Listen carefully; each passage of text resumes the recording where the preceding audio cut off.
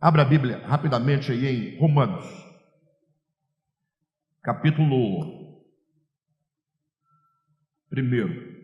Eu sei que essas nossas conversas, nossas falas, nossa interpretação, e isso é que significa ler a Bíblia organicamente, né? É compreender o sentido mais profundo e não ficar lutando com as letras do texto, perfeito? É em tocar no espírito do texto e não criar dificuldade. Vamos lá, o capítulo 1 de Romanos, do 18 em diante. Olha: a ira de Deus se revela do céu contra toda impiedade e perversão dos homens que detêm a verdade pela injustiça. Pronto.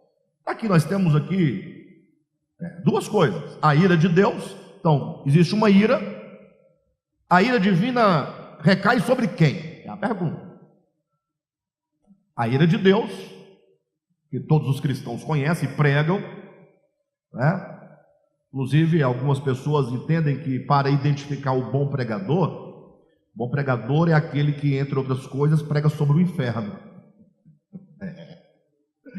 Prega sobre juízo. Se não pregar, inferno e juízo, não é considerado bom pregador. Bem, mas sobre o que a ira de Deus é derramada? Sobre quem corta cabelo, sobre quem come carne de porco, sobre quem trabalha no sábado, sobre quem usa anel, usa piercing, usa tatuagem, sobre quem que a ira de Deus se derrama. Então está aqui, ó: a ira de Deus se revela do céu contra toda impiedade e perversão dos homens. Contra toda impiedade e perversão dos homens. Mas não é de qualquer homem, dos homens que detêm a verdade pela injustiça. Alguém vai perguntar: mas que impiedade e perversão é esta? Bem, o texto vai dizer. Então, a impiedade está em oposição à verdade. Não tem como você viver a verdade de Deus e ser ímpio. E não tem como ser ímpio e viver a verdade. São coisas contrárias. O que é ser ímpio? É se opor à verdade. A palavra ímpio quer dizer não santo. Im é uma partícula de negação. Pio é santo. Não tem o Papa Pio XII? Pio é santo, é piedoso. Então ímpio é não piedoso, é não santo. Então, o que faz uma pessoa não santa, não piedosa? É a pessoa que se opõe à verdade. Está vendo que nós já andamos aí alçamos um degrau, né? Você já sabe que a ira de Deus se manifesta contra toda sorte de impiedade e perversão dos homens que detêm a verdade, detém a verdade pela injustiça. Verdade de um lado, injustiça de outro. Quem vive a verdade é pio. Quem vive, a iniquidade é ímpio. Ok? Agora, já chegamos a esse entendimento. Agora a grande questão é, então eu tenho que saber o que é a verdade. Para eu saber que eu não me oponho à verdade, eu tenho que saber o que é a verdade.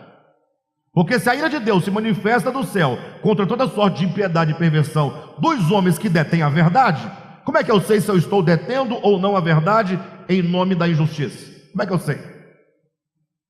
Como é que eu sei se eu estou a favor da verdade ou a favor da injustiça? Como é que eu vou saber disso? Eu tenho que saber o que é a verdade e logo saberei o que é a injustiça. Então, quando eu detenho a verdade, eu enclausuro a verdade, eu oprimo a verdade, eu rejeito a verdade em nome da injustiça, eu me torno o quê? Iníquo, me torno ímpio, me torno perverso. Entenderam? Então, o que é a verdade? Eu quero entender o que é a verdade para eu entender se porventura eu estou detendo a verdade pela injustiça ou não. É só seguir lendo o que Paulo explica. Porquanto, olha, no 19 está explicando, porquanto, ou seja, por que a ira de Deus se revela deste modo contra os homens que detêm a verdade pela injustiça? Porquanto Ele quer dizer, não há motivo para o homem deter a verdade pela injustiça, não há razão plausível, não há desculpa, porquanto o que de Deus se pode conhecer é manifesto entre eles, porque Deus lhes manifestou. Porque os atributos invisíveis de Deus, assim o seu eterno poder, como também a sua própria divindade, claramente se reconhecem desde o princípio do mundo, sendo percebidos por meio das coisas que foram criadas. Tais homens são por isso indesculpáveis. Ou seja, Deus se mostrou e se mostra a todos os homens, em todos os tempos, em todos os lugares. Os ricos atributos da divindade, o eterno poder da divindade, assim como a própria divindade, nos são manifestados por meio das coisas criadas. Então o homem, diante da manifestação do divino, do sagrado, de Deus que se revela na criação, ele tem um dever agora. É o que na filosofia chamam o dever ser, né? O dever ser é aquilo que se impõe diante de nós, no sentido de quanto mais você recebe informação, recebe conhecimento, mais você tem o dever de se tornar aquilo que te é mostrado, aquilo que te é revelado. Ou seja, o homem tem que ir crescendo na sua verticalidade, sempre ascendendo na medida em que ele vai conhecendo a verdade, que é Deus. A verdade é Deus. Deus se manifestou e ele se manifesta aos homens.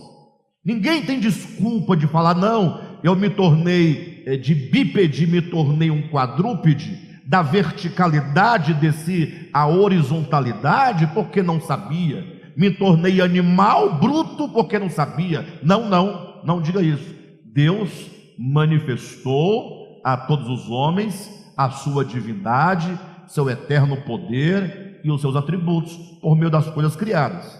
Mas veja, estamos tentando encontrar aqui onde está a verticalidade humana, né? E esse homem abandonar sua verticalidade para se tornar como um animal, besta, bruta do campo, né?